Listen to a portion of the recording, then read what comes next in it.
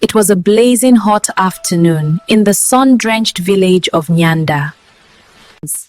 By the riverside, Bola sat, carelessly tossing pebbles into the water. She sighs deeply, complaining about the constant warnings about water waste. She looked at the abundant water and said, Go! Look at this water, it's full!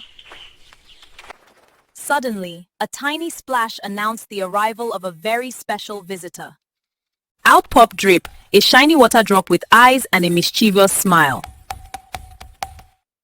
Drip laughed, asking if she knew the difficult journey he took to reach this river.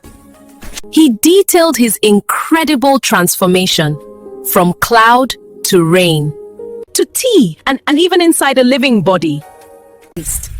Grandma Ama arrived, her clay water pot balanced steadily on her head. She explained that water never truly rests. Every drop is essential for life to flourish.